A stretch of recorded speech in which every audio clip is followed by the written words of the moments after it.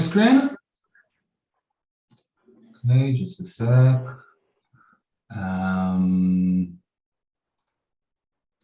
Yeah.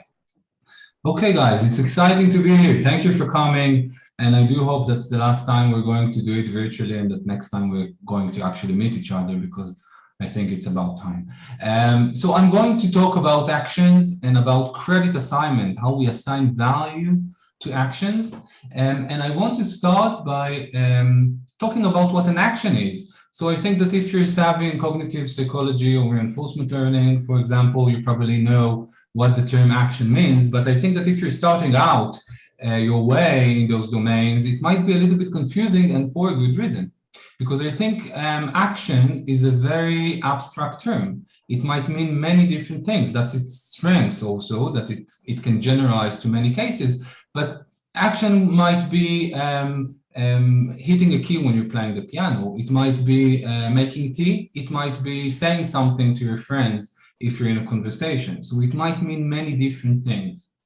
In reinforcement learning, we try to understand something we call credit assignment, how we assign value to those actions. So you can, for example, just imagine kind of an augmented reality screen where you have different objects and each object have different values associated with the action that you might do with that object. And you have like numbers on top of those possible actions, which mean the value of that action. And then when you take an action and you observe an outcome, you might update that number.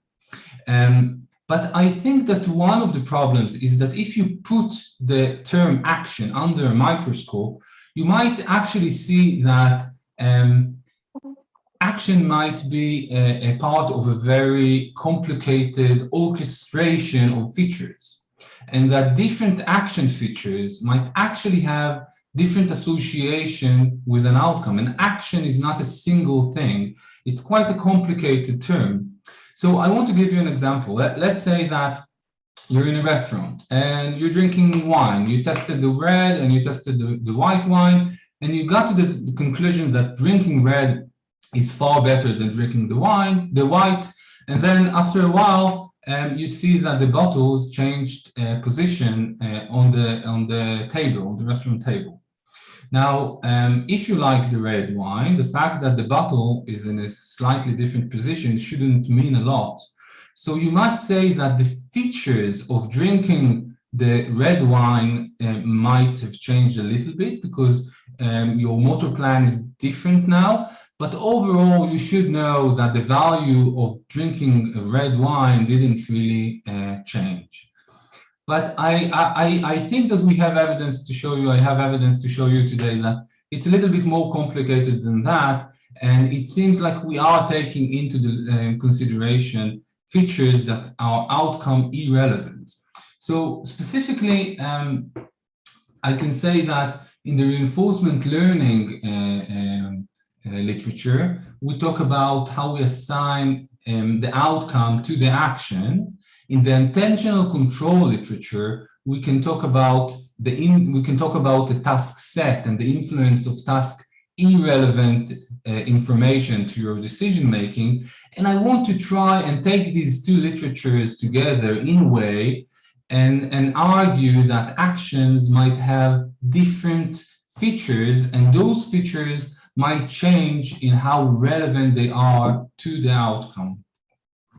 So I'm going to ask today 4 questions. So the first question is whether participants assign credit to outcome irrelevant features.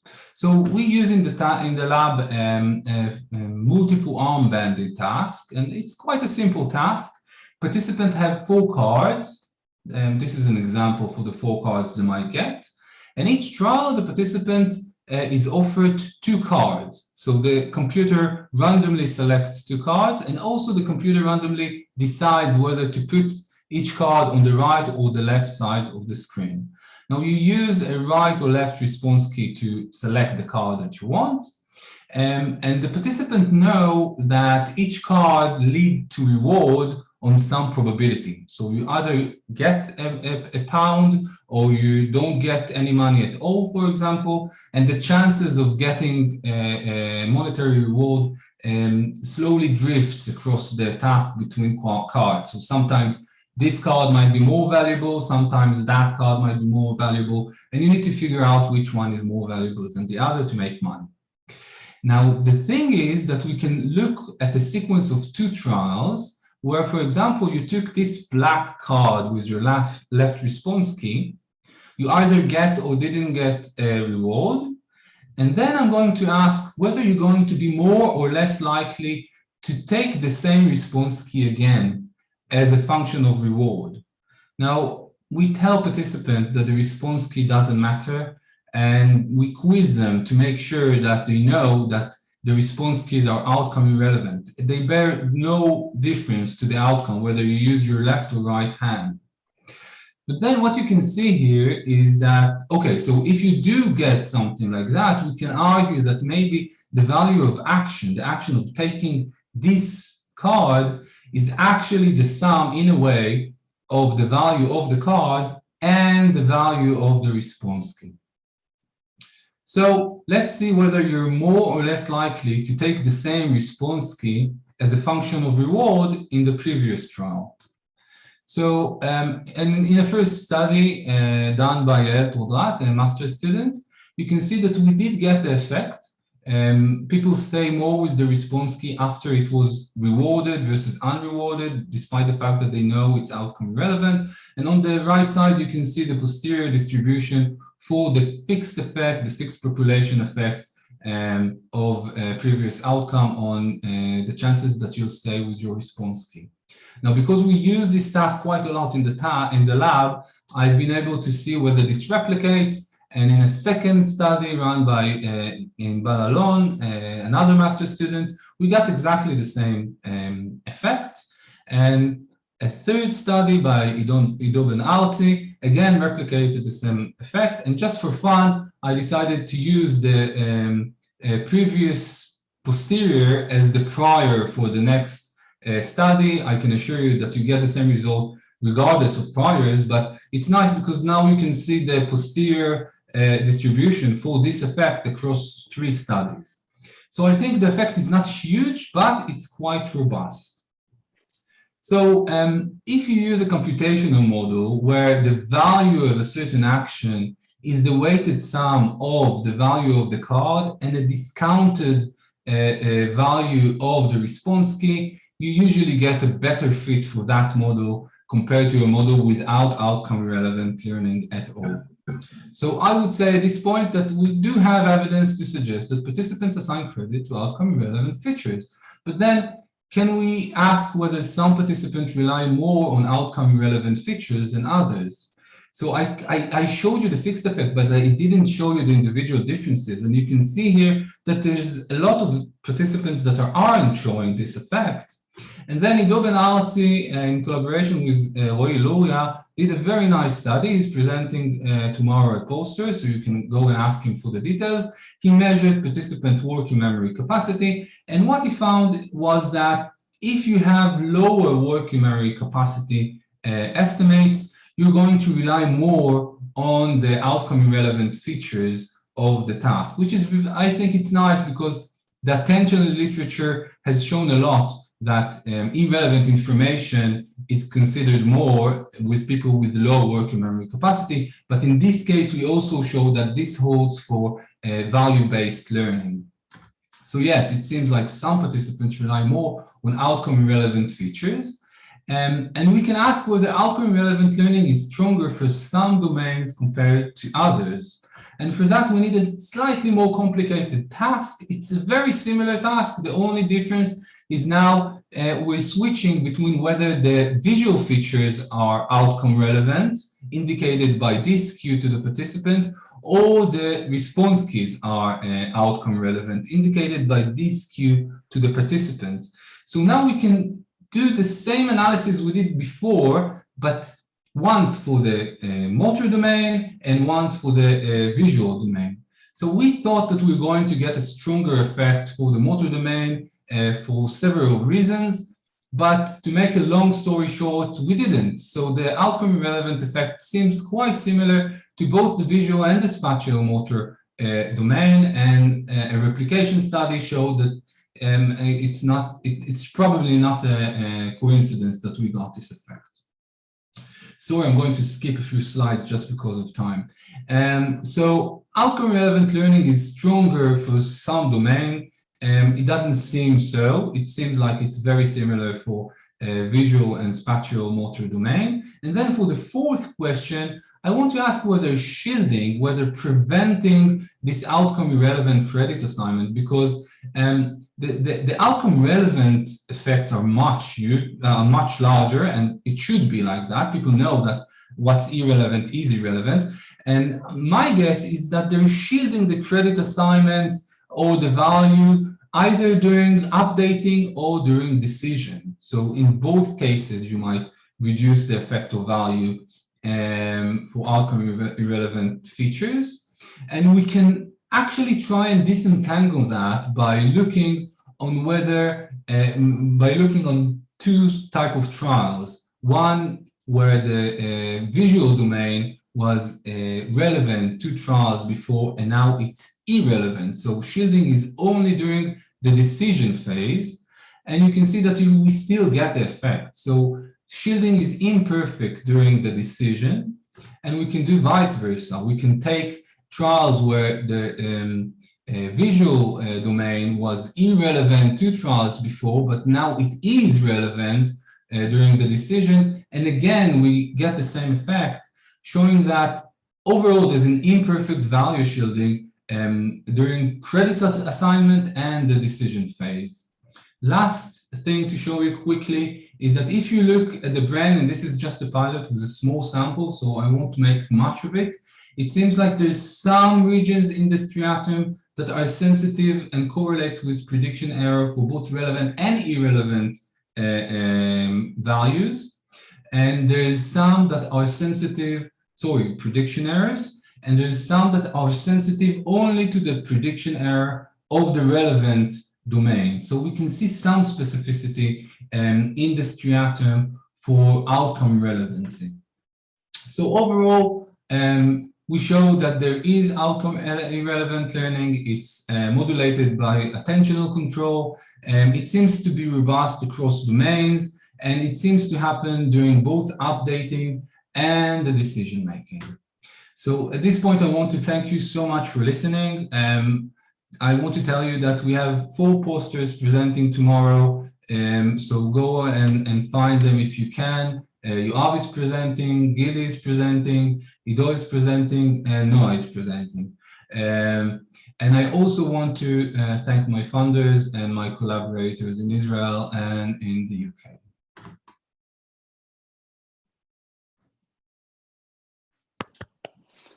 Excellent. And we even have some time for questions. So raise your hand and I will tell you, I will try to spot you if you have anything to ask. I don't see any hands.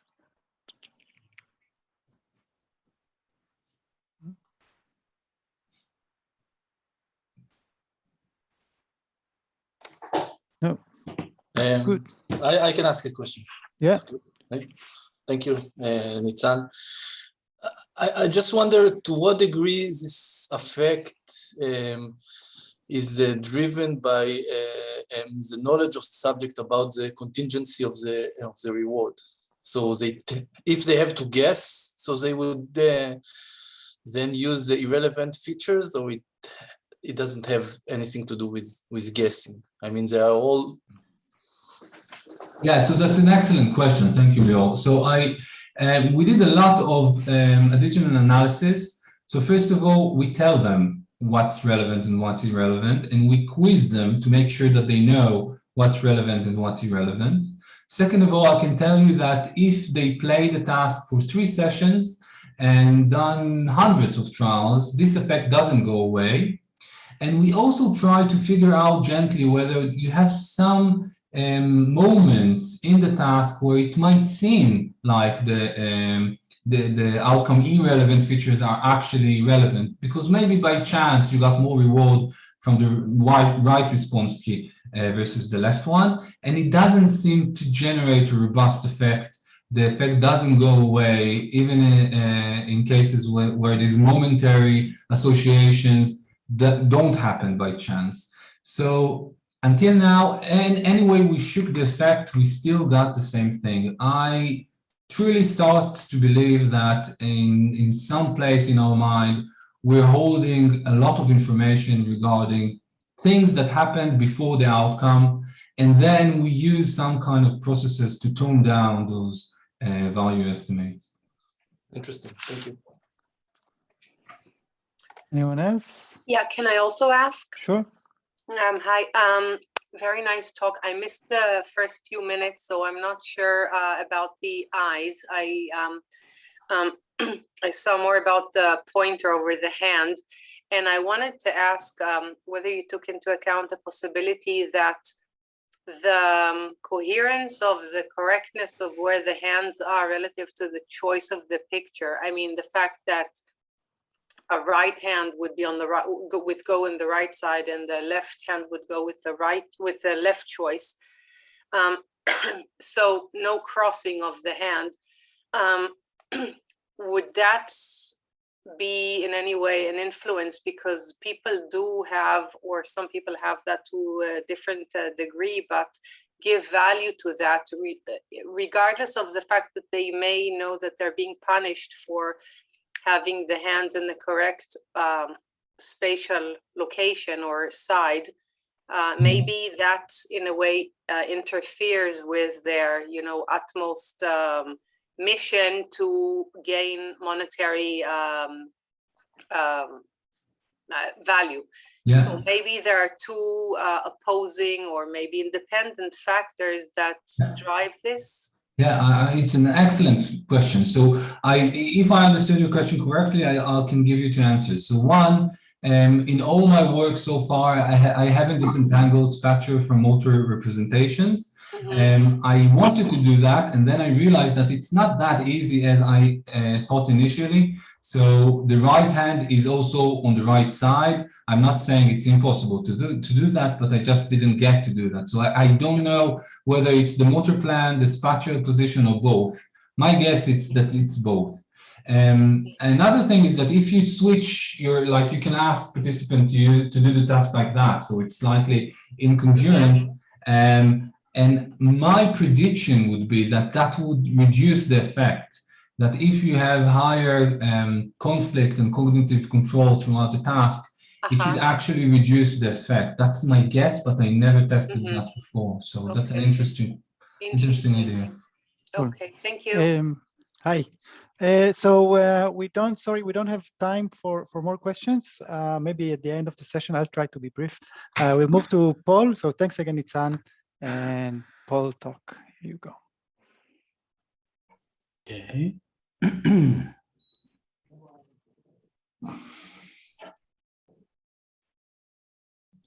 All right, so can everybody see my screen? Everything's good?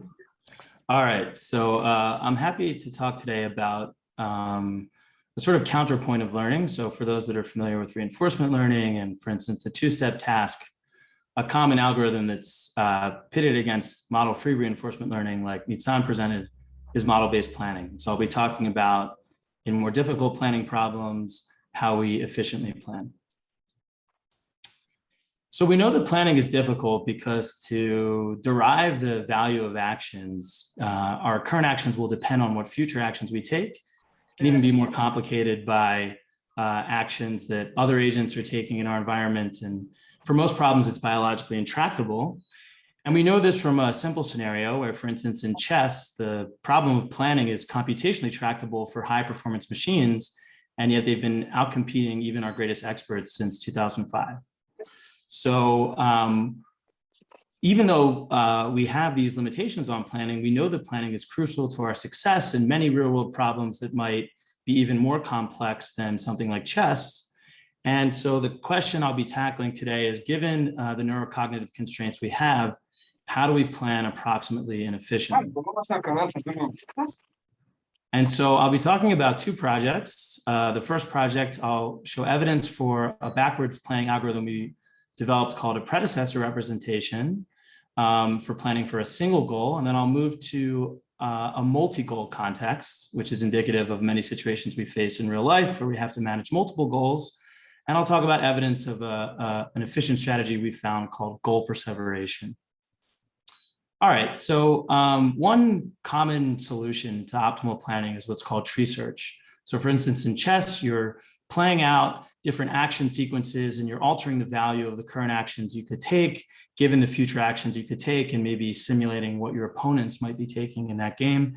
And the point is that it's highly costly to do these many simulations to derive action values through this form of planning. A major step forward was taken when Peter Dayan in 1993 proposed the successor representation for efficient planning, where the first step is simply learning a matrix that comprises how each action in your current state in some task or some game predicts how likely you are to enter future states. And that's what's depicted here below. And then you take this successor representation matrix to plan by simply taking the dot product of some reward vector, which is just saying what future state do I want to enter in this task or in this game because it has higher values. So for instance, here I really want to enter state 2 because it has the most points, and I matrix multiply that with my successor representation, and there you have derived on the fly your current action values. So this is much less laborious and computationally costly than the optimal form of planning, and yet in many scenarios can generate flexible plans. And so what we noticed in our lab is that something that isn't discussed often is that the successor representation is a form of forwards planning, where you are saying, given where I am right now, what's the likelihood I enter some future state? And you can use that knowledge for flexible planning. But what hasn't been looked at, and what we looked at in this study, is basically the converse of this representational structure, which we call a predecessor representation, which is a simplified form of backwards planning. So given some future state I might want to enter, what is the likelihood I originated in my current state taking some action? And although these seem similar, we wanted to study under what conditions is this PR, this predecessor representation, potentially more useful for planning than the typically used successor representation. And one assumption is that when you learn these structures, you're freely exploring them. So we found that there's essentially a dimension of a task space that makes the PR more optimal or the SR more optimal. And it's called, and we call it whether the state space itself is diverging or converging. So diverging here means as I move forward in time, so if this is time 1 and this is time 2, there are more states I could possibly enter in the future. And the take-home message here is that in a diverging structure, it's easier to know where you came from than where you're going. So this is why the predecessor representation, which is saying, given the future, where did I come from, has a probability of 1 here for given the 4, did I start at 1? But for the SR, because you could enter multiple states, this probability is less. And it's the opposite situation when the task space is converging in its state space. So it's easier to know here where you're going than where you came from. And the SR might be optimal in certain scenarios in this task structure.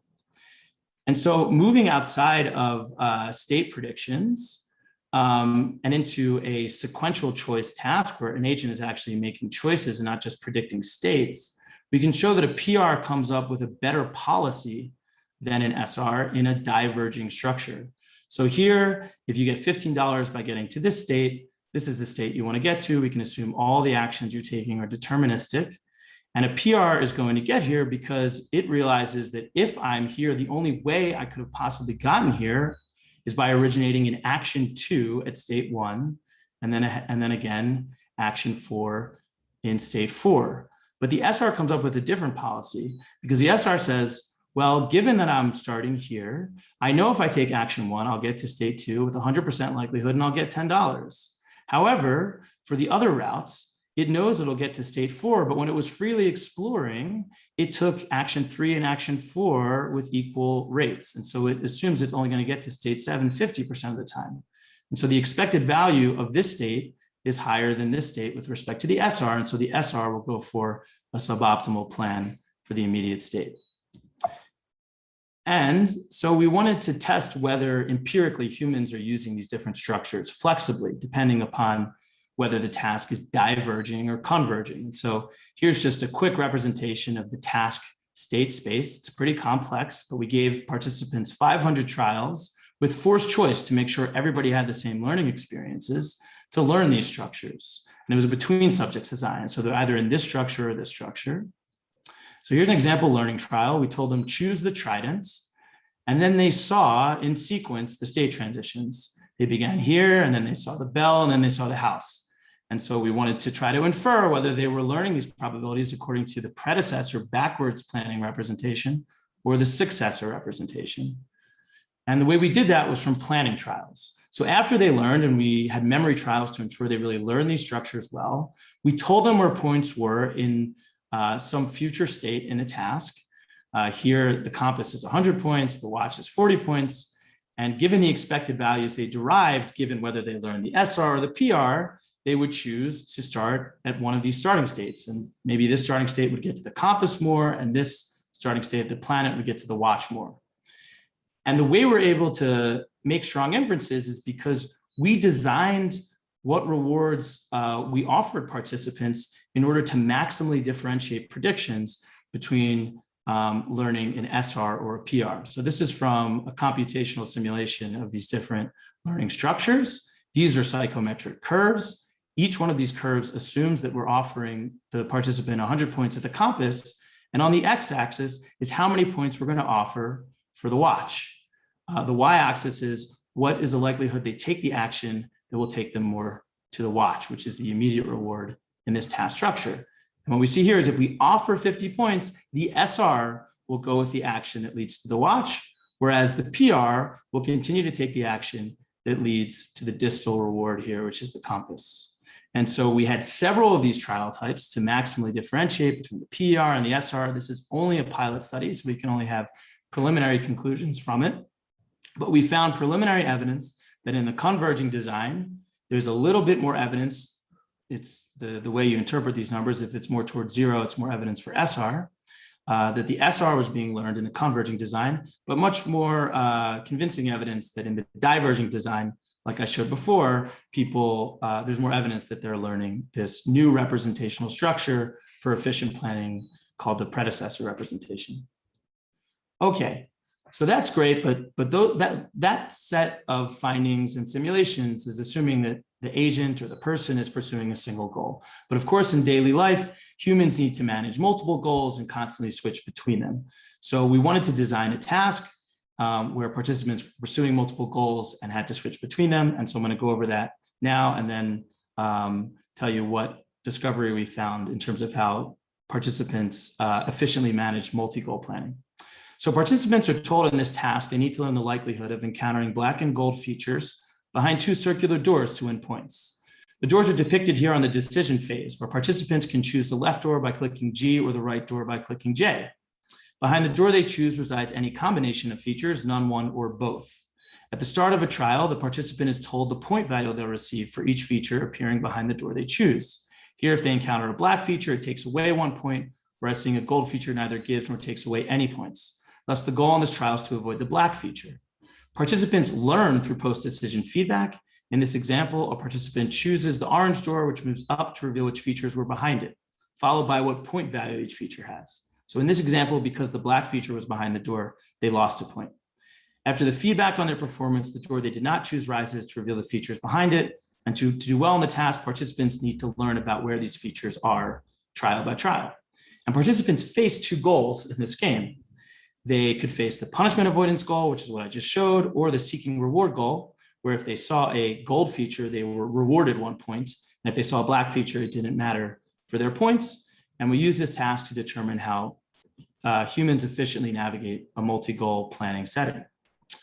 And one key thing to emphasize is that a goal switching function in this task is quite costly. So here in this task, individuals need to keep running estimates in their head of how likely each door leads to these features. When they face the instructed goal, which here is to seek reward, they need to only activate the relevant probabilities for that goal, which here is how likely the door leads to the gold feature.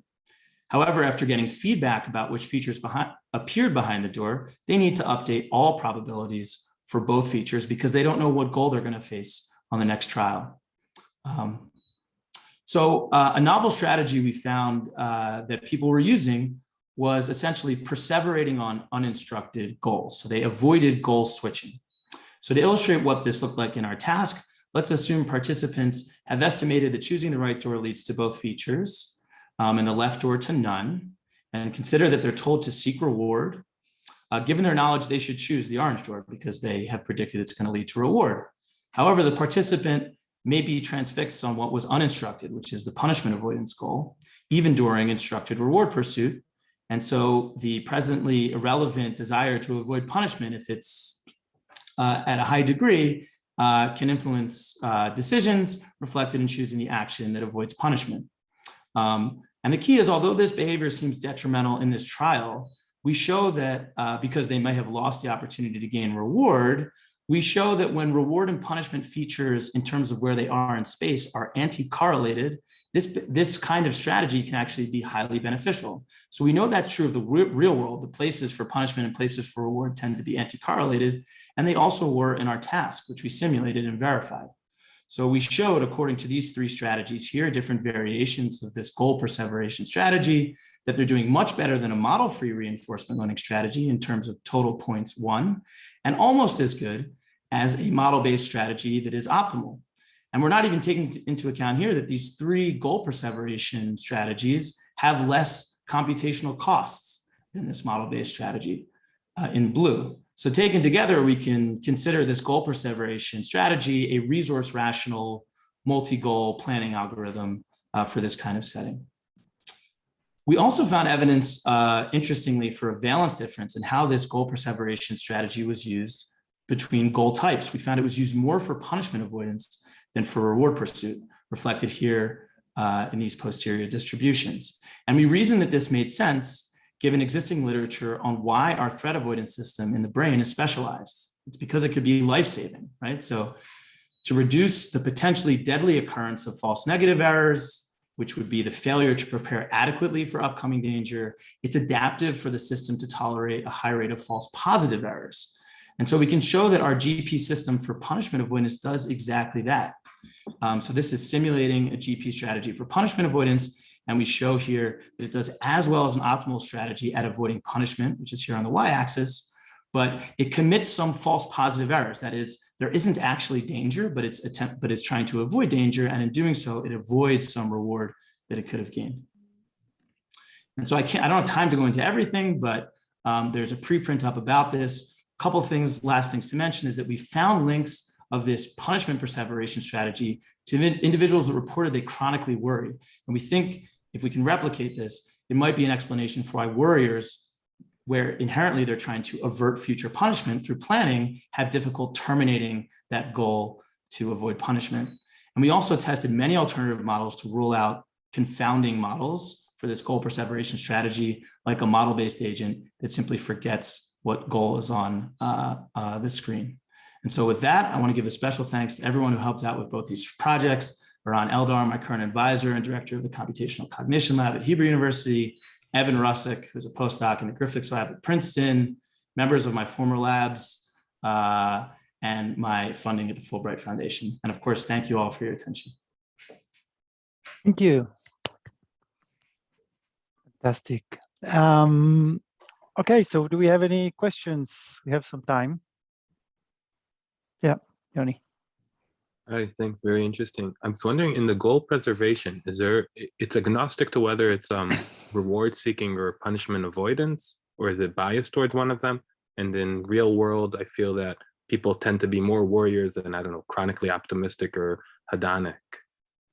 Yeah, that's a great question. So we tested both of those variations. So in our model, in the model space that we tested, we had one model where there was a single strength for this goal perseveration strategy, irrespective of if it was a punishment avoidance or a reward seeking goal. And we found that the better model allowed independence between how much you did goal perseveration for punishment avoidance and for reward pursuit. And exactly like you said, we found that there was greater strength of that strategy for avoiding punishment, maybe related to what you're saying about this prior we have about worrying in general. Yeah, that's a great question. Any more questions? Yeah, I have a question. So thanks for the talk. It was really interesting. I was wondering about the planning. Do you think that maybe there might go in, people may use both like planning ahead and planning posterior? I don't know, some sweeps of from where I am to the future and then back again, like we have in like these reverse hierarchies, accounts of, let's say, vision and stuff like this. Yeah, I think that's entirely possible. I think for our purposes, given that the backwards planning variants were kind of neglected within this kind of efficient planning literature, we wanted to, differentiate as much as we could predictions from those two models. But there's a lot of exciting stuff coming out with like neural replay, for instance, where there's forward sweeps and backward sweeps. We're only beginning to tie those neurobiological dynamics, what we think is going on algorithmically.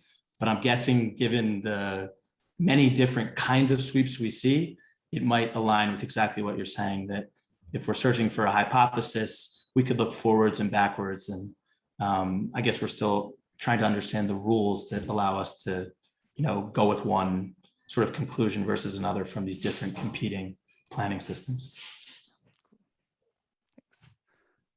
Thank you. Any more questions? Anyone else?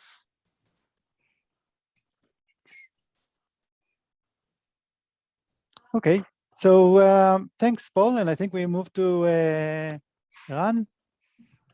So thank you very much. Thanks.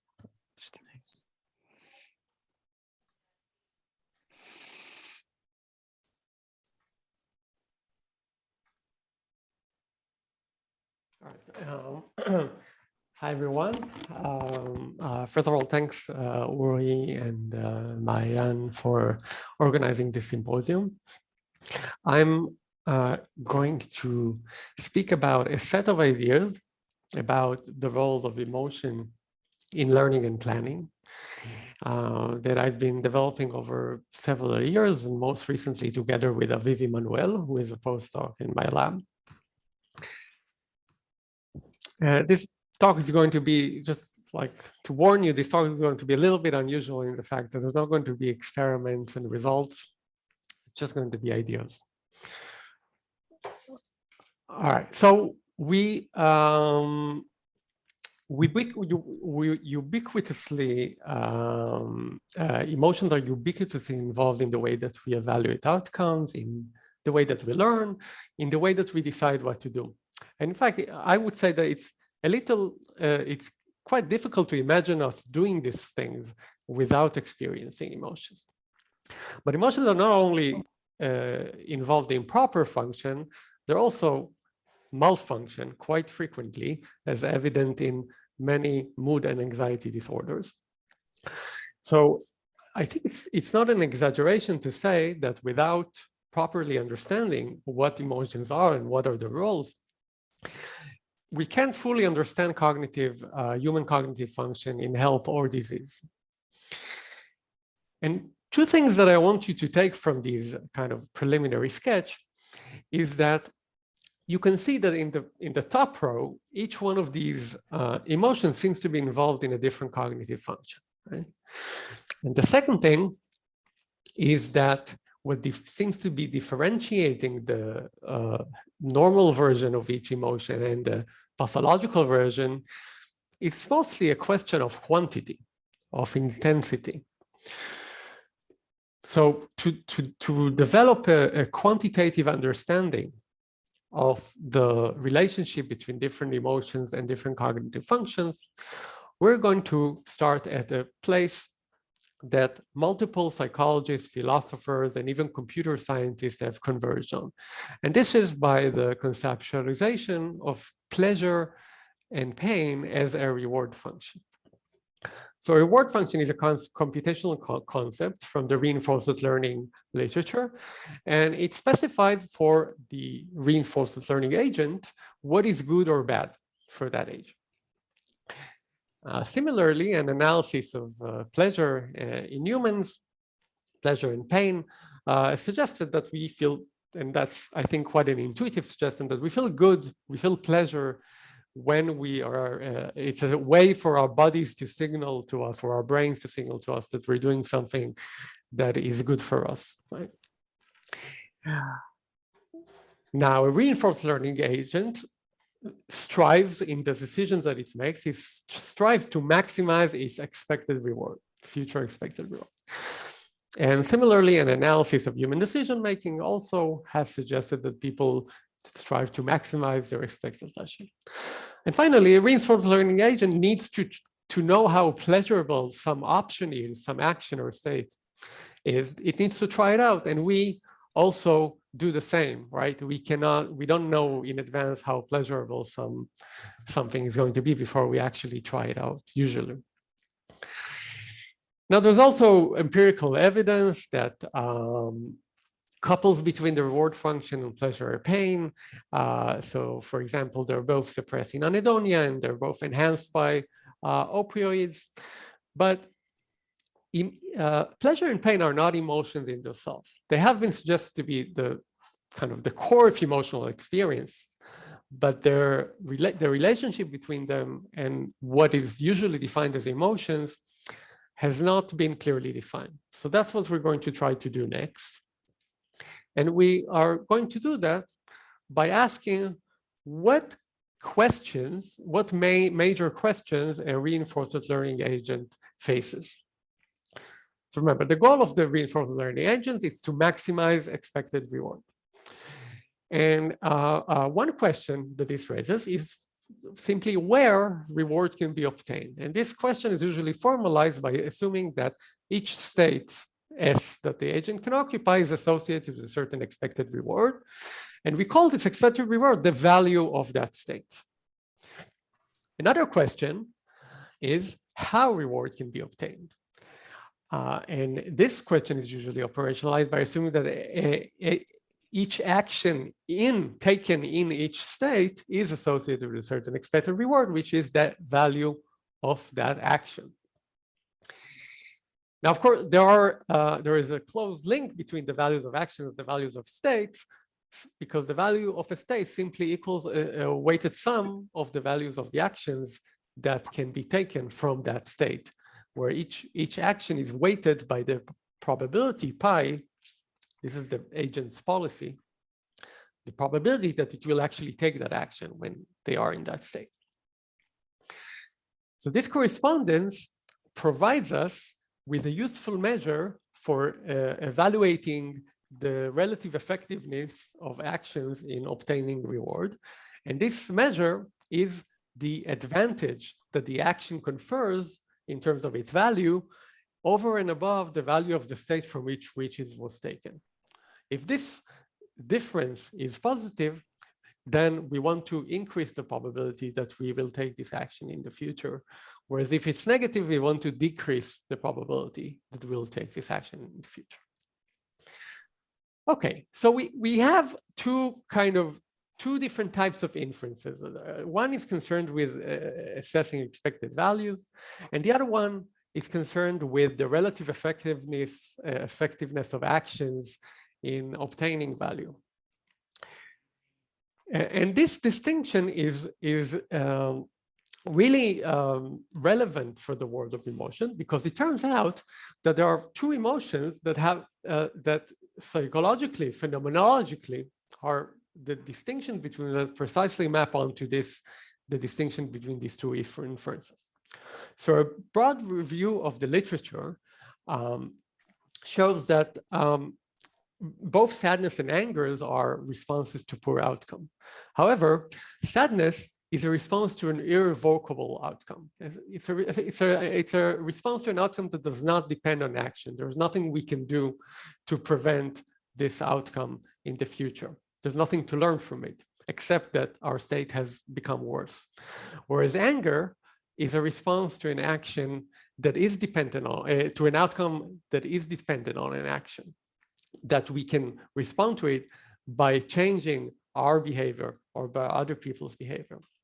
And indeed, it has been shown that sadness promotes inaction and disengagement, general disengagement, whereas anger promotes changes, trying out new ways or different ways of attaining our goals.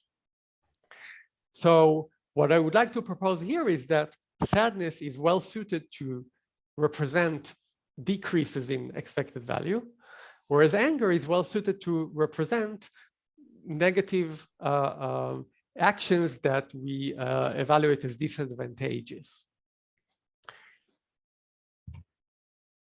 Now, to make this a little bit more concrete, I want to give you an example. Imagine that you are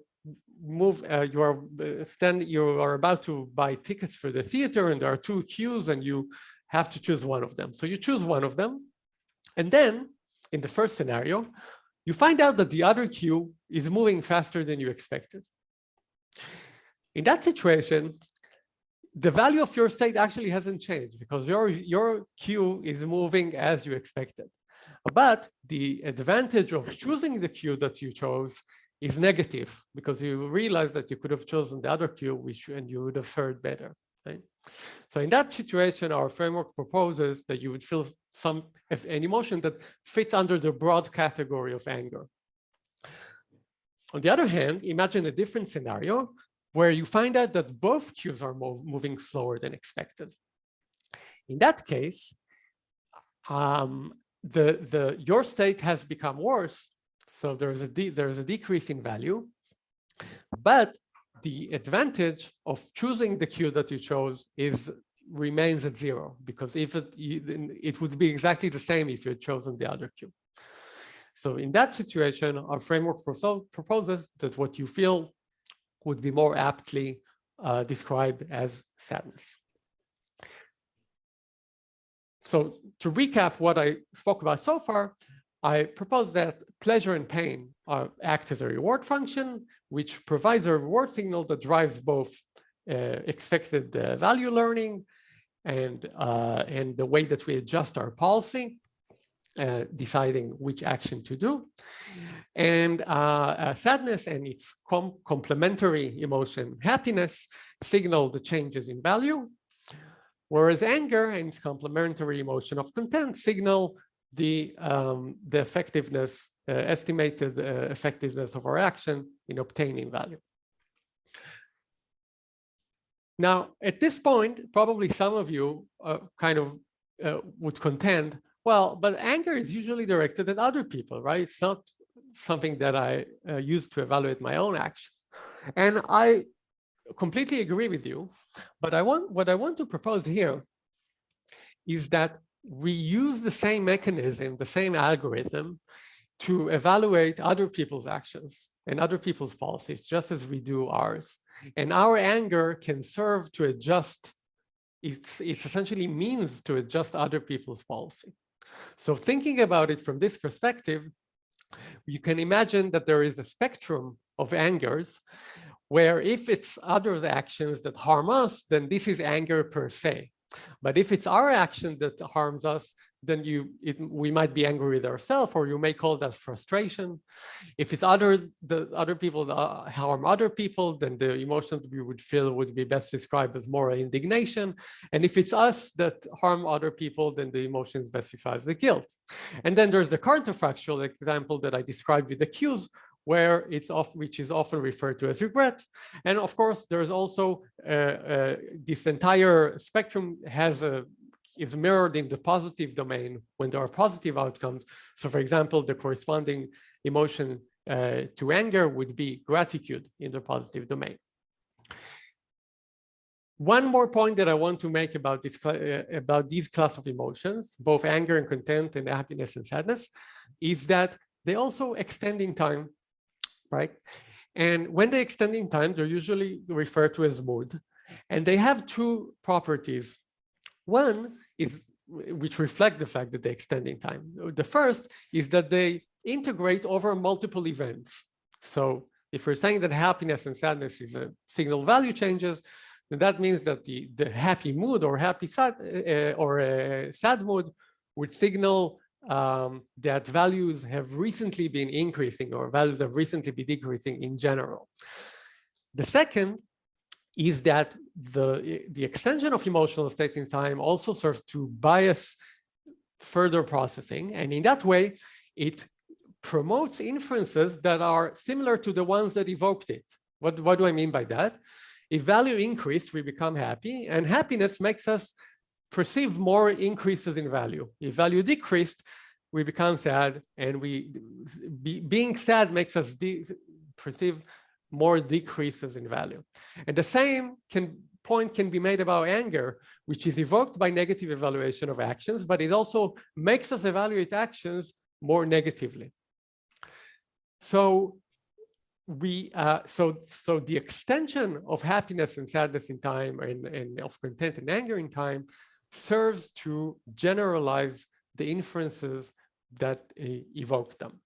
And we are in this formula. I'm not getting into all the details, of course, but notice that I have these in these formulas. I'm using this time constant of integration that can use to be differentiate a momentary emotion from a lasting mood.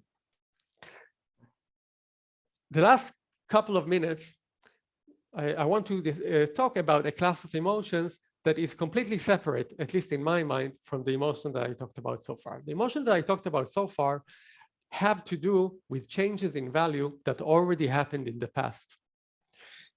But there is a different class of emotion that concerns changes in value that may or may not happen sometime in the future. This the most emblematic of these this class is fear and desire, which are evoked by painful and pleasurable prospects, and they motivate us to try to avoid or realize these prospects.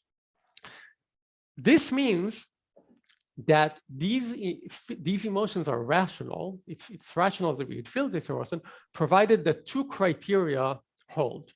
The first one is that the prospect value has to differ from what is currently expected for that time point.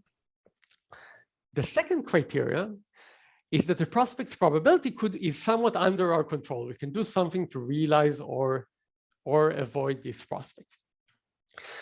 So this proposes that fear and desire would scale with a multiplication of these two factors.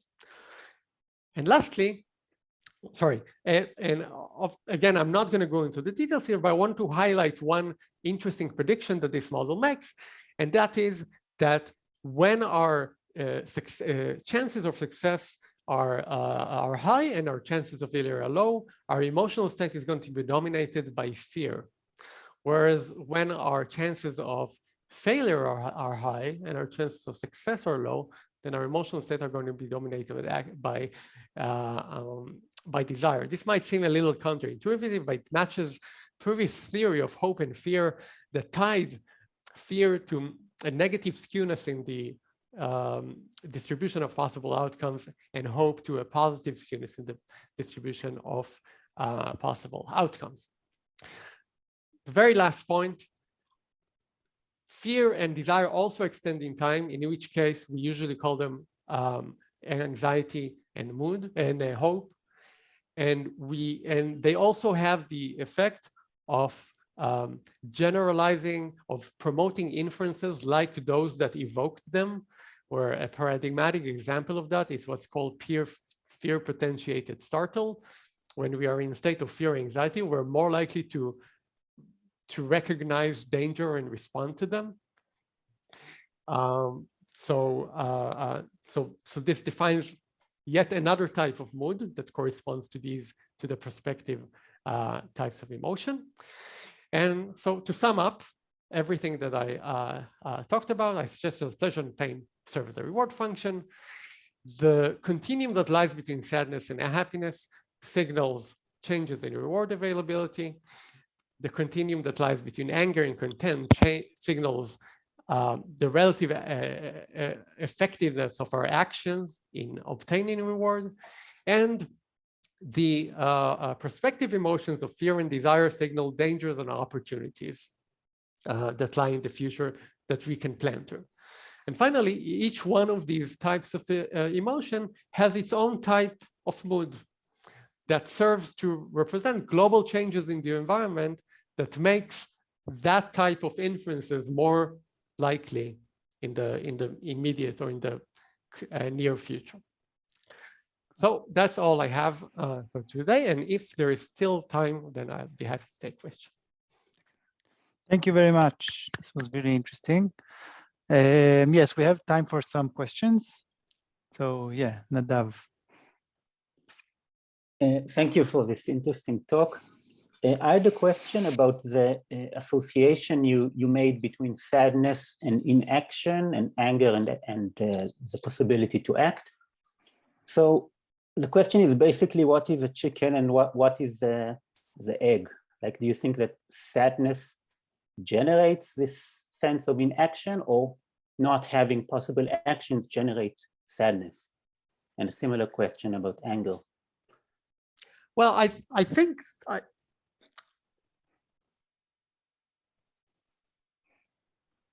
the primary cause here is that sadness, anger reflects an attribution of outcomes to actions, whereas sadness reflects the fact that we don't necessarily attribute the outcomes to action. But as you seem to be implying, there is the consequence, which is we become more active when we're angry, and we become less active when we're sad, and that could create a kind of sort of like that could have downstream effects, where as we're trying to change the outcomes by changing our actions, for example, then we're also become more likely to experience anger. Whereas if we are, to begin with, we didn't attribute the outcome to actions and we reacted with sadness, then there would not be opportunities to change that and to feel anger. We just remain passive and continue to feel sad. So I think one feeds into the other. But as I see it, the primary cause here is the attribution to action. Thank you. We have time for one short question. If anyone has one? I've shown, yeah, Paul, you can. Okay, I've heard this talk before, but this question just occurred to me. So many times people report that they experience more than one emotion simultaneously. So consider a state that has an expected value, two states that have the same expected value, but one state, the distribution of outcomes is like one big reward and one big punishment, where the other state, it's like a mild reward. You think that distributional reinforcement learning, would it all be useful for this idea of experiencing multiple emotions, for the contrast I'm drawing between these two state expectations, or do you have another way of explaining the simultaneous experience of two emotions?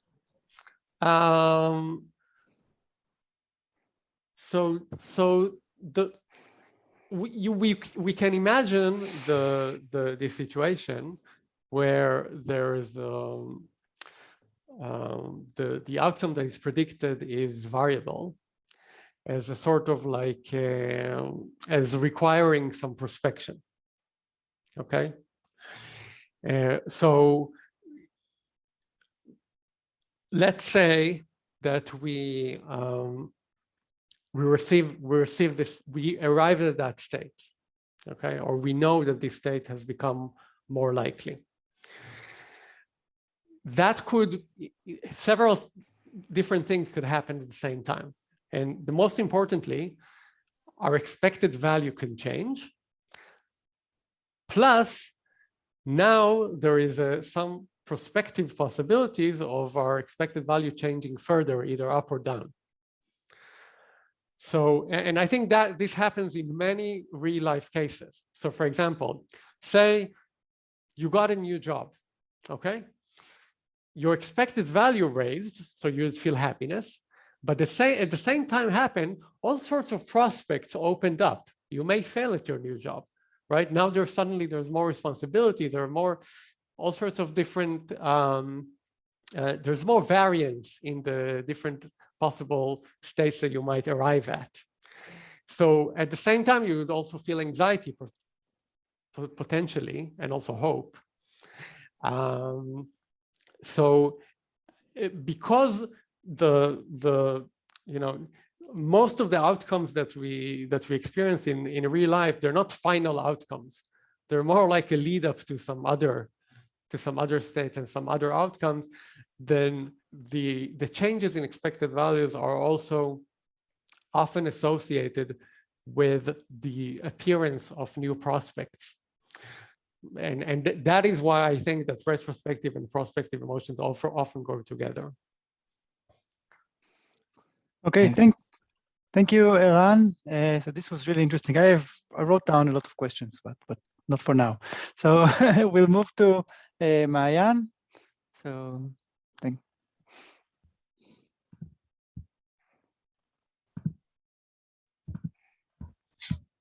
Okay, so let me know if you can see it okay.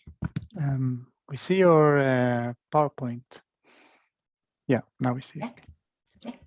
Okay, great. So thank you for the great talks before me. And today I will present an ongoing work performed at the Nitzan Shahar's lab in collaboration with Hertz. And in this work, we explore learners' tendency to rely on teacher instructions during decision-making in a reinforcement learning task. And we ask, when should we learn from a teacher and when should we count on ourselves? Meaning, what would benefit me the most? And the big picture in this study concerns the fact that we are constantly learning new information, and teachers or advisors are often available in the environment. And thus we should ask how this information integrates. So past research tells us that learners search for advice adaptively and tend to follow better and more trustworthy advisors. And some imaging studies found that merely following advice is rewarding on its own. And we also know that we tend to evaluate the teacher during the learning process, but that if we make mistakes in this evaluation process, it could have detrimental effects on our performance. So given this information, what should I do? Should I learn from a teacher, or should I only consider instructions in some cases? And here we were looking for a way to measure learners' tendency to follow instructions in an environment where they're looking to maximize their reward while also controlling for other measures. So like some of the other talks before me, we also used the multi-arm bandit task, where participants choose between cards to maximize the rewards they gain during the experiment. Each card has a certain chance to gain reward, and 2 cards were presented on each trial. So for instance, if we have a card with 30% chance to gain reward and the other one has 80% chance to gain reward, this is a rather easy choice right between them. However, if we look at the next 2 cards, we can see that their expected reward is rather close to each other. And so I would consider this a more difficult decision to make. I want you to remember this difficulty consideration because it's going to come to play. So our addition was introducing these avatar teachers, which, just like the participants, chose one of the cards on each trial based on their knowledge. We showed the teacher's choices to the participants on some proportion of the trials as instructions. So we told participants that from time to time, they will receive an instructions from the teacher that is meant to help them with the task. And they were told that these instructions come from teachers who are experienced with the card game, but that they are free to decide whether or not to follow the teacher's instructions or take a choice of their own. And now it's a good time to tell you that the teachers were not necessarily accurate with their choices, and that their accuracy level fluctuated to some degree across trials during the experiment. And the same is true for the card's expected values, also fluctuating across the experiment. So what do we have? This is a trial sequence for the baseline condition, and where participants choose between cards without viewing the teacher's choice.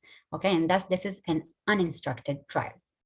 So they choose a card, you can see their choices, and then they get a reward feedback, just like you saw before. And the other more important condition to us is the instructed conditions. And this is where we reveal the teacher's choice during the presentation of the cards. So you can see that the teacher's face appears next to the card that the teacher is pointing at. And what we want to do is compare between these 2 trial types.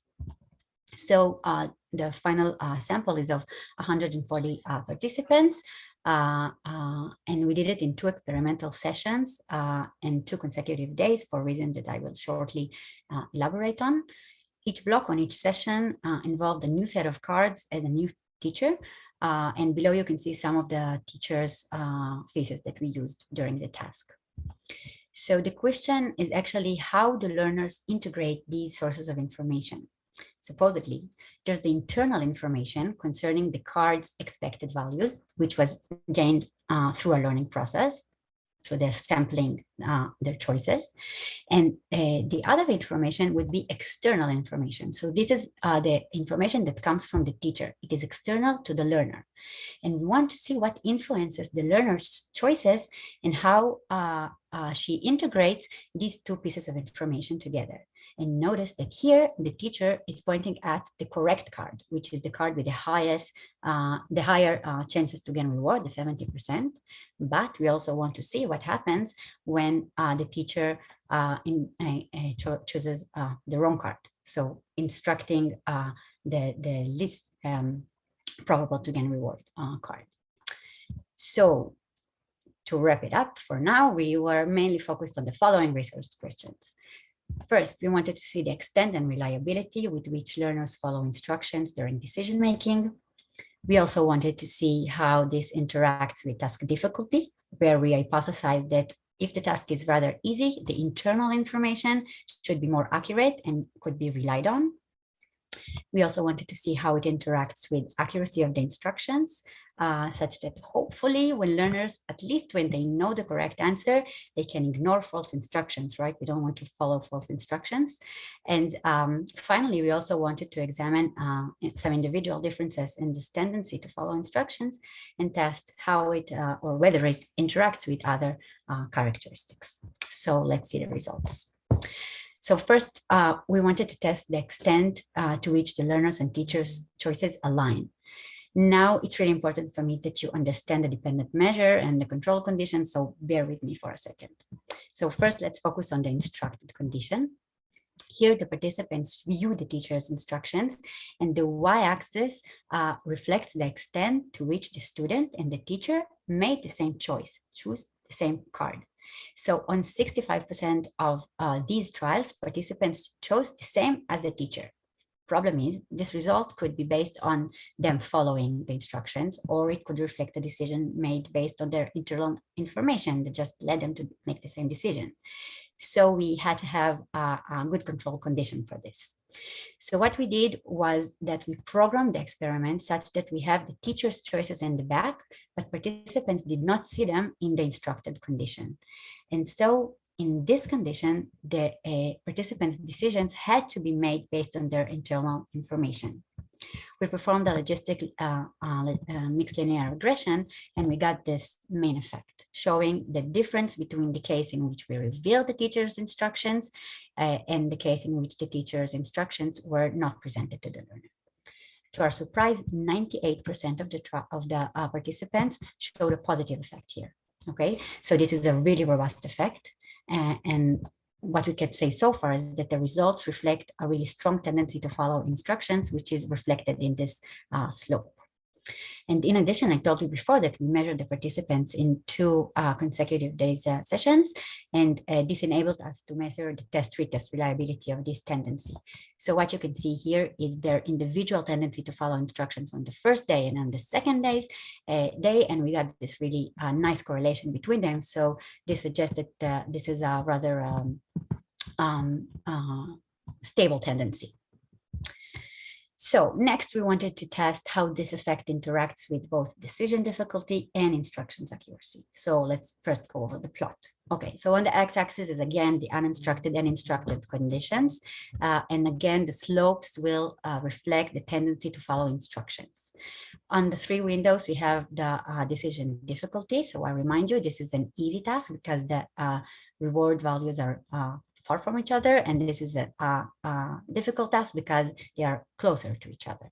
And for now, we will only look at what happens when the teacher gives the correct instruction. So when the teacher points at the correct, the highest value card, okay?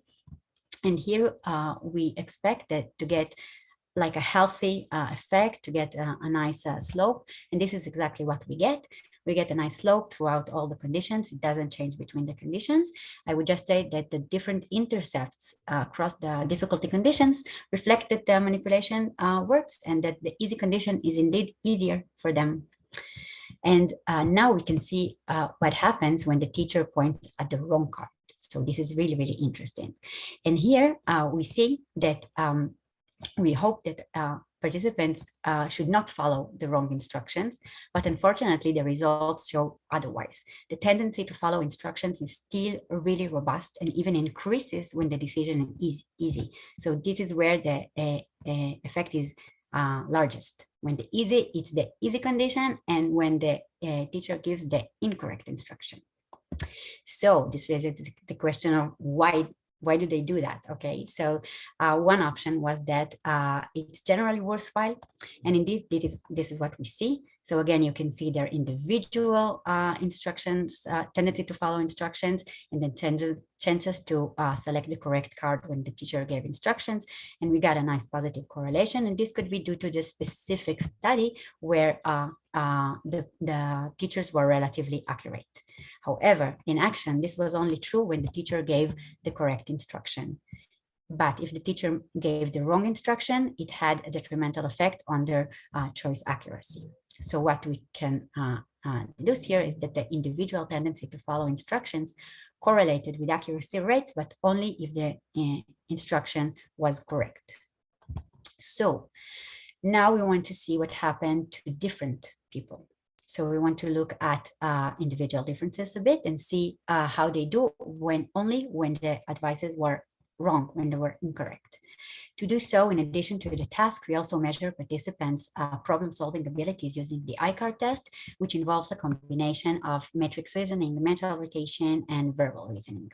And we had a prediction that people better at problem-solving would fine-tune their tendency to follow instructions, such that if they know the correct answer, they shouldn't cohere with false instructions, and vice versa for people with low problem-solving abilities.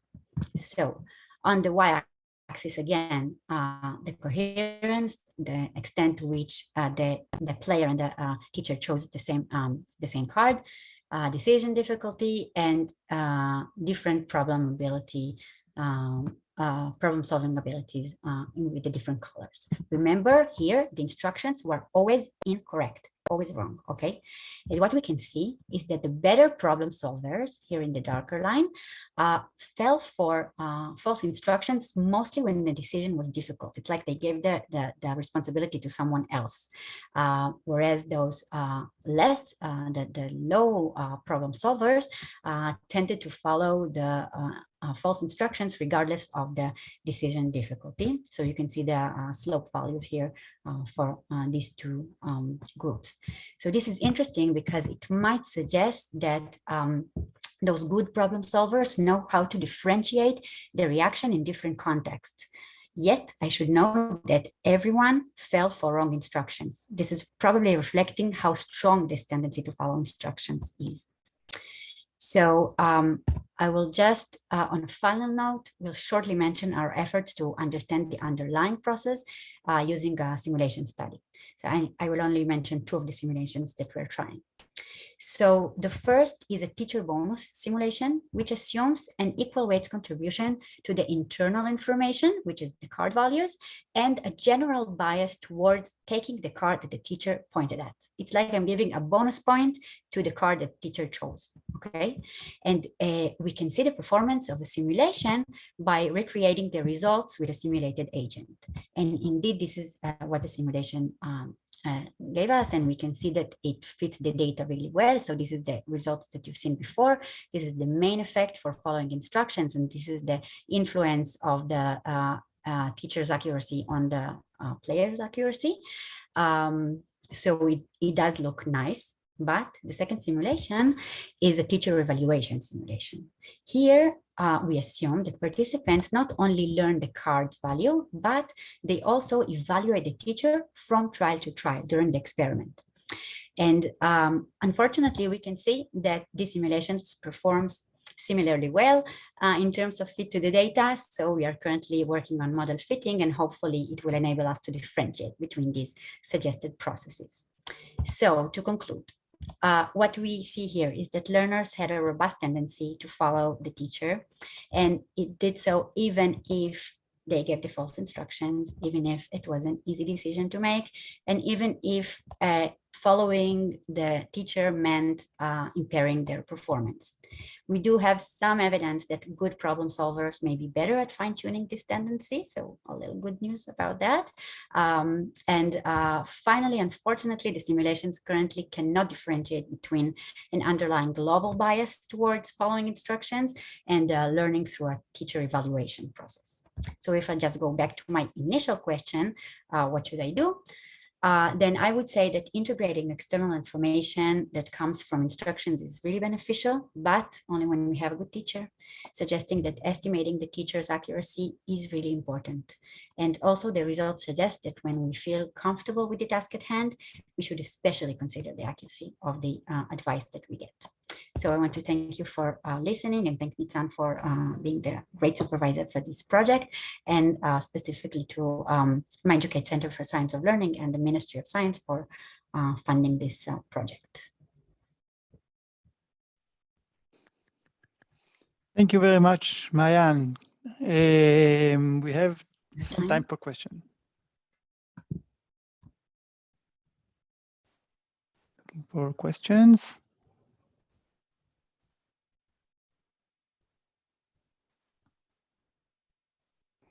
Johan, yeah. Hi, thank you.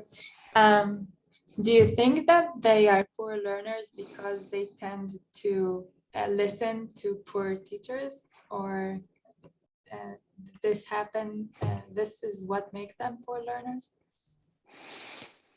That poor learners, you mean in general in this task? In this task, I think you want to generalize for a bigger and more general context. Yeah.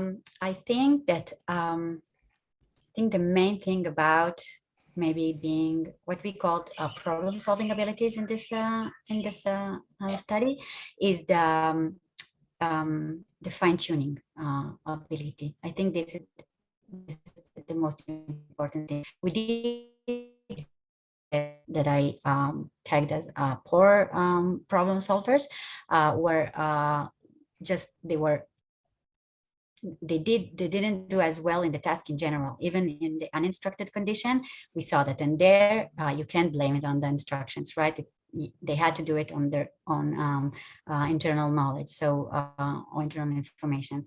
So it's not only that, but I think that the main thing is not to fine tune their responses to different contexts. I think that's the main thing. I think we had a question in the chat. Yeah. Okay, so were subjects told in advance that the teacher might be wrong? Not like that, but we told them that the teachers not necessarily know the correct answer, and we left it at that. That's what we told them. Yeah.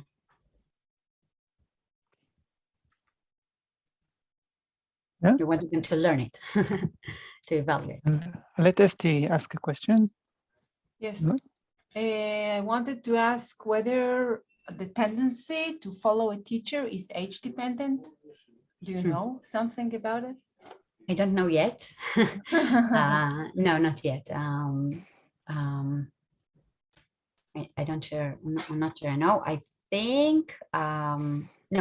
Now we didn't have enough. You know, we didn't cover enough ages right now, but we do have a thought about doing it with the children in the future. Okay, thank you. So, okay, so it's time for me to start the last session, right? Which is me, and we have actually maybe some answers for Esti as well. Okay, so I'll start and I'll look at the time. Excellent. Okay, so this is the last session. Lucky for me, I will just after Maayan, who presented, essentially gave you a lot of information that is very relevant to what I'm going to show as well. So I'll discuss social learning from advice and observation and try to differentiate between these two. Yeah, I'm going to go directly to, so this is, these are my collaborators. The specific project that I'm going to present here is done with Nicola Raihani and Vol Bell from UCL. And we're also doing some follow-up studies about this with Stefano Palminteri from Paris and Gil from Haifa.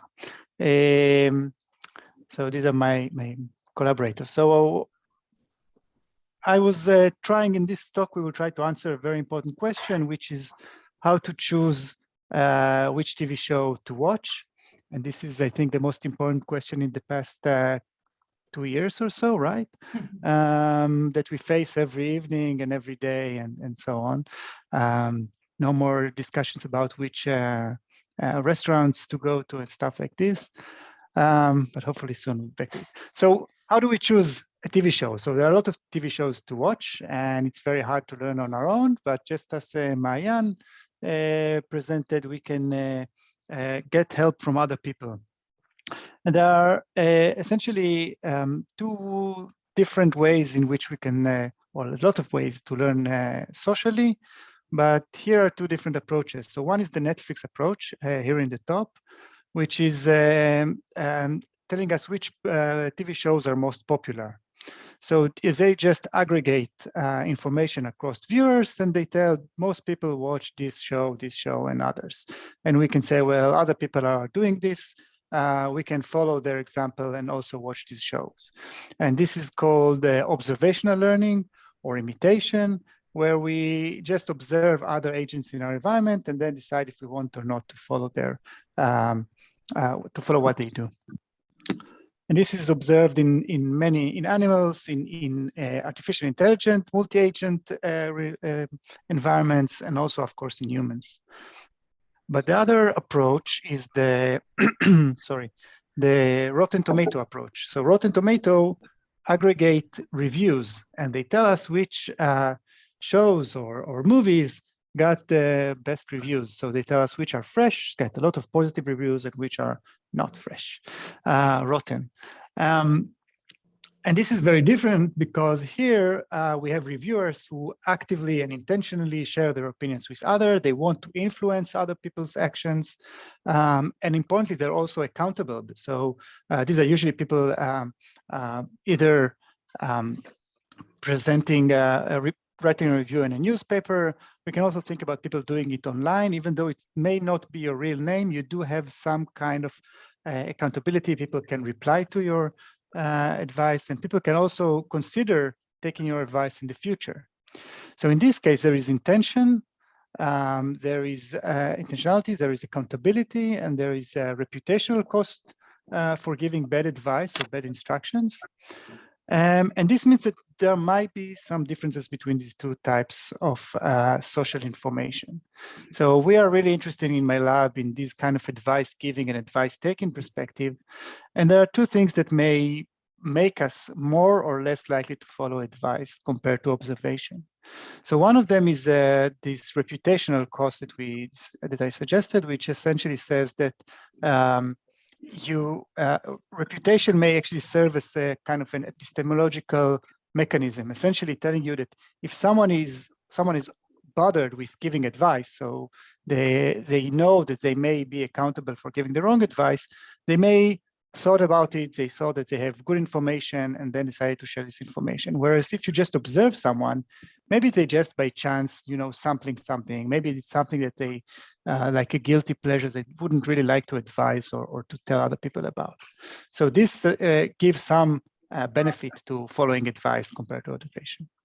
But also following advice is to do with trust. So we want to trust the intentions of this advice giver that is not trying to, let's say, harm us or maybe have some other motives. For example, he gets some money whenever someone watches Spider-Man. So in this case, we may not fully trust the intention of this guy. So these 2 things should take place. So in order to study these differences in this work published in recently, we used the two-arm bandit task that you already heard about a lot. This time it was framed as a fishing a vacation where you have to choose between two lakes. And you choose and you see how many fish you caught. And this goes on for 15 days, and you learn on a trial by trial which lake is better than the other one, and which one is the expected value of fish is higher. And we also used two other conditions. So we had 3 experimental blocks within participants. One of them is just people doing it on their own, but in the 2 other conditions, just before, on day 5, just before the choice, participants had access to social information. So it's one social information, not multiple advice. And it could be either an advice from an expert player. So we told them you're receiving an advice from a player, and the player says, I recommend choosing Lake Pac-Man. Or it could be, I don't know, it's the noises. Or it could be a social information. We tell them on day 5, you have a chance to secretly observe the action of another expert player, and this expert player chose Lake Pac-Man. So you have social information coming on day 5 one time, and we want to see first how it affects choices immediately after you receive this information, and then later on how it affects learning overall. So we had lots of participants, 1,500 or so online in Prolific, because we were also interested in individual differences. And these are the aggregated results. So on the left side, we can see the learning curves, which are the most interesting maybe. So we can see the blue line is how people learn on their own, and we can see that they start in chance level, and then they learn which option is better over time. The other lines indicate the social learning conditions. So the advice in yellow and the observation in orange. And we can see this spike here immediately after day 5, immediately after they get the social information, essentially showing that most people, this is almost 90%, comply with the social information that they receive. So if someone told you, go to Lake Pac-Man, you go to Lake Pac-Man. But people were more likely to comply with advice compared to observation. And this is in line with this kind of reputation mechanism that makes advice a bit more reliable, maybe. And another support for this reputation mechanism comes when you look at the response time. So response time for advice, so following advice is much faster than following observation. So this is almost 500 milliseconds difference. It's really strong. Essentially, people are much quick to follow advice than to follow observation. And it may be that because following observation or imitation has to do with this kind of evaluative process of, does he really know what he's doing? Does he not? Maybe it's useful for me, maybe it's not. Here it's much faster. If he already kind of in the position to give advice, he probably knows what he's talking about. So this is a support for this. Yeah. However, there is, we also looked at trust, and we measured participants' paranoia level. And what we observed was that paranoia was correlated, negatively correlated with following advice. So participants with high level of paranoid thinking, this is persecution thinking, were less likely to follow advice, and participants with low level of paranoia were more likely to follow the advice. But we don't see this relationship in the observation learning. So it means that learning from advice is unique, both in the term of this kind of faster, more intuitive, reputation-based responses, but also it's specifically affected by trust issues. So if you have some reason to suspect the intention of the advice giver, you are more likely to be affected or to less likely to follow advice compared to observation, which embouts no, so there is no intention going on there. So this is for the short-term effects. We were also interested in these long-term effects. So what happens in the rest of the trials? And what we observe here is that people are, the advice seems to be privileged throughout the experiment, but it's not going, like keeping all the way up. So people are moving back to stop following the, not choosing, following the advice all the time. but they're not going all the way back to baseline. And we were interested in what's going on here. In order to understand this process better, we used a learning model. So this is a standard kind of Q-learning model where we have this prediction error over here and the learning rate. And the decision is carried using the softmax rule with beta, which is the temperature. Essentially, when beta is very high, it means that you're greedy, or let's say you're less likely to explore. When beta is very low, you are much more noisy in your decisions, and there is a higher likelihood of you choosing an option with lower Q values. And because we don't have a lot of time, we were trying to, we assume that there are two ways that, two effects of learning, of social information. One of them is about on the Q value. So it's essentially very similar to what Maayan mentioned. So immediately after observing the social information, Q values go very, very high, and this can account for the spike. And we also assume that there is a boost to the beta value. So essentially, after you receive information, social information, the beta value goes very high, and you become very exploitative in your decisions. And we did some simulations of this model.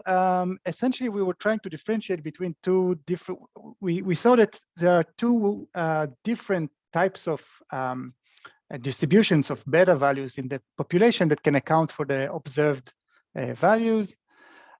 Things. So one of them is that the entire population has the same beta boost to their beta value. So it means that everyone are on average increasing their beta values, becoming more greedy. And if they all become like 50, like super greedy, we expect to see a line like this. If they all become something in the middle, let's say 10, we expect to see something like this. But another hypothesis is there is a mixture. So there is a bimodal distribution of this effect. And in this sense, some people essentially have no effect, long-term effect, and some people have very strong long-term effect. And what we can place is the ratio of participants that have long and short, very strong or very low long-term effects. So if it's very high, it means that most of the participants have long-term effect. If it's very low, nobody has it. And we can expect to see this gradient as well. So the question is, what is the underlying these lines here? Is it a bimodal distribution or a unimodal distribution? And so we fitted the models, and what we observed was these very clear bimodal distributions. So essentially, participants were either had very low beta values, so they mean they are kind of explorers, or very high beta values. So they are becoming exploiters. So essentially, they keep on choosing the same option over and over again. And this was true both for the observation and for advice. And in order to now go back to real life and understand what is actually going on here, we looked at the 4 different populations. So we looked at the people that have low beta values here in the advice and in the observation, people that have high beta values in the advice and in the observation, and the people that have one of each. And then we averaged their learning curves and look at what and examine them. So this is what we have here. So what we have here on the bottom right is people that have high beta values for action and for observation and for advice. So what we can see is that these people, after receiving the social information, kept on choosing the same option over and over again. So these people exploit the social information throughout the experiment. The other extreme are people that received the social information, followed it once, and then went essentially back to baseline and kept on exploring and learning on their own. So, and we have the other people in between. So what it means is that our population composed of this kind of bimodal distribution of people that are either explorers or exploiters. And this is in line with this kind of producer-scrounger dynamics. Oops, yeah, so no, we have a video, it doesn't matter. So what are producer-scrounger dynamics? So in animal social learning, we have this observation that some animals are explorers or producers. They go and find the best place to eat, and other animals can come by and then exploit this the finding, and all kind of come to the same place. And then another animal comes and explores, and then other animals can come and exploit. So it means that in our population as well, we have this bimodal distribution. Some people are essentially explorers, others are exploiters, and they come in and essentially follow the social information throughout. Here we do have a correlation with age. So older individuals, in our case, were more likely to be exploiters compared to younger individuals that tended to be explorers. Exploiters gained more in this task and finished it quickly, much quicker. So it was good to be exploiter here, but this is essentially the way this task was framed. And just to wrap things up, we showed that we were interested in this differentiation between social learning from observation and from advice. We showed that advice has some benefit because it has some reputational mechanisms supporting it, but also is related to trust and intentions. And we also see that there is this bimodal distribution in essentially long-term effect of advice and social information, and this can affect like further learning. So how you learn not from one individual, but how it goes on down, like spread in a population. And that's it. I think I'll stop here. Thanks. And yeah, and it's a good opportunity, just a sec, to thank all our speakers in this session, which I thought was really interesting, and thank everyone for staying and listening. And yeah, now we can have some even questions.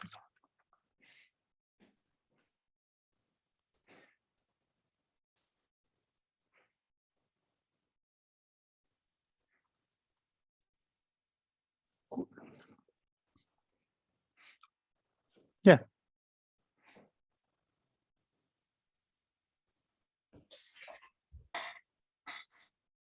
So I am returning to my my age question. How old were your participants when you say that they're younger or older?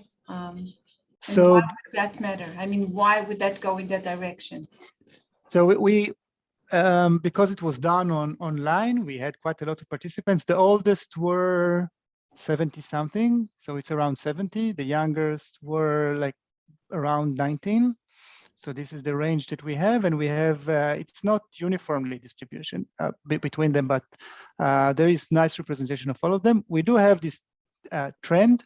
We didn't predict it. It was completely like post hoc. We said, wow, this is interesting. Can we see something like this? There are a lot of reasons why older individuals will be exploiters compared with explorers. It could be that they're already, so in our case, it was beneficial to exploit because you would do it faster. It's you gain more reward. You don't have to invest a lot of cognitive mechanisms into trying to evaluate which option is good. You have some heuristic that you can follow, and we think that this is something that they exploit. It should be also important to know that advice in our case was always correct. It's not the same as Maayan suggested. So you may try once, like maybe do one exploration, but then go on choosing the same option over and over again is the right answer. Interestingly, even though it was always correct, it was not always immediately apparent to the participants. So at least a third of our participants initially experienced that the other option was slightly better in the first 5 trials. We also observed that there is a benefit there for advice in these long-term effects as well. So there is an order effect. Because it was all within participants, if you experience that advice was correct in the previous block, you're also likely to follow observation in this block. So you kind of learn that this is all kind of a positive thing. So you are most likely to be exploiter in the third block compared to in the first or second blocks. Okay. Thank you. Okay.